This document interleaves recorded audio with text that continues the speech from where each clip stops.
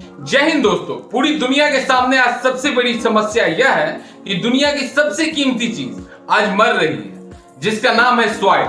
आप कहेंगे soil soil कोई जीवित चीज है जो वो मर रही है?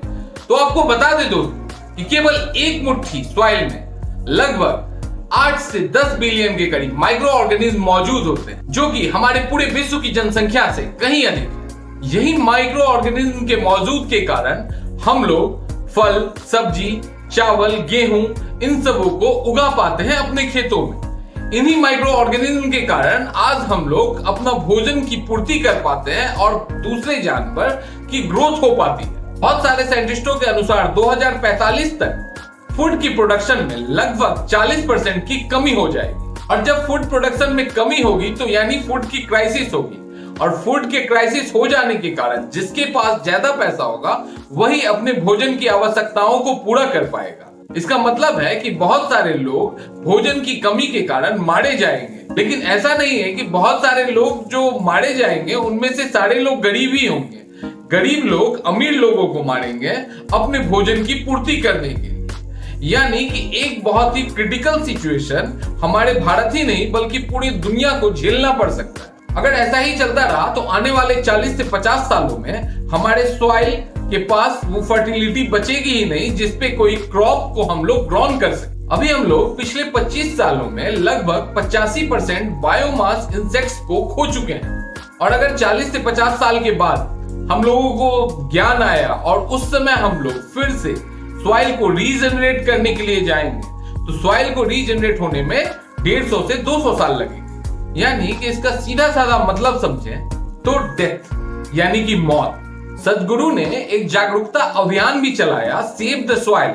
इसके तहत वो 100 दिनों में 30,000 किलोमीटर और 27 देशों की यात्रा की है और पूरे विश्व को जागरूक करने की कोशिश की कि हाउ सॉइल इज इंपॉर्टेंट, कैसे सॉइल को बचाया जाए और सॉइल कितना जरूरी है फॉर एग्जिस्टेंस ऑफ लाइफ के लिए। इनमें 74 कंट्री जो है तो उनको सॉइल के बचाने के इस मुहिम में उनका साथ देने का वादा किए और बहुत सारे इंटरनेशनल ऑर्गेनाइजेशन भी उनके इस मुहिम की सराहना की और उनका साथ देने का वादा किया।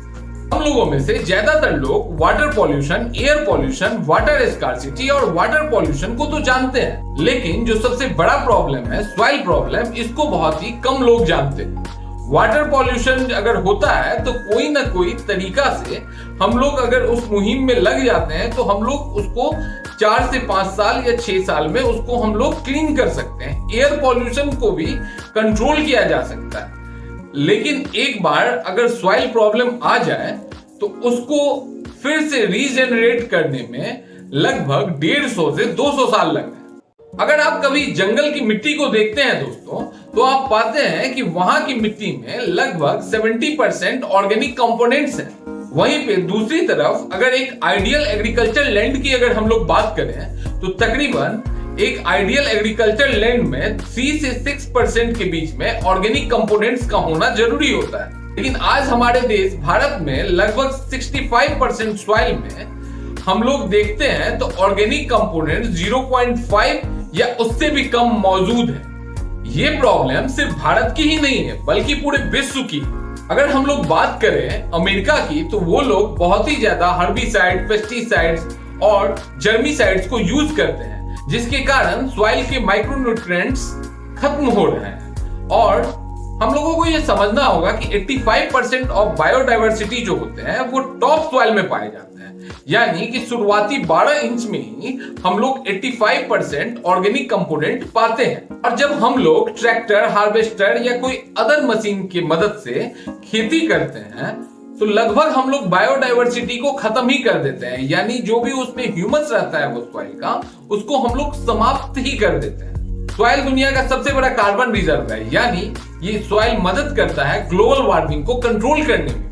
सॉइल दुनिया की सबसे बड़ी रिसाइकलिंग हब है क्योंकि वो ऑर्गेनिक वेस्ट को कन्वर्ट करता है ब्लैक गोल्ड में, जिससे खाद भी बनाया जाता है। सॉइल ज्यादा लालची नहीं होता है, उसको जितने पानी की जरूरत होती है उतने पानी वो अपने पास रखती है और बाकी पानी को वो रिजर्व कर लेती है, क्योंकि बाद में हम लोग ग्राउंड वाटर के रूप में उसको यूज करते हैं। और अब समय आ गया है कि हम लोग कॉन्शियस हो जाए इस सॉइल को बचाने के हम लोगों को ये अब सोचना होगा कि हम लोग इस सॉइल को वापस से इसके माइक्रोन्यूट्रिएंट्स को कैसे बचाएं, कैसे हम लोग सॉइल को रीफर्टाइल करें और कैसे सॉइल में जितने माइक्रो ऑर्गेनिज्म रहा करते थे उतने माइक्रो ऑर्गेनिज्म को फिर से बढ़ावा दिया जाए। इस सॉइल प्रोटेक्शन के मुहिम को कोई अकेला नहीं कर सकता है, तो क्यों ना हम और आप मिलके इस सॉइल प्रोटेक्शन की मुहिम को आगे बढ़ाएं, इस सॉइल को बचाने का एक प्रयास करें।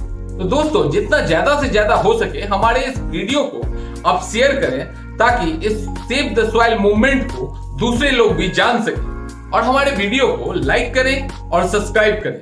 धन्यवाद। जय हिंद।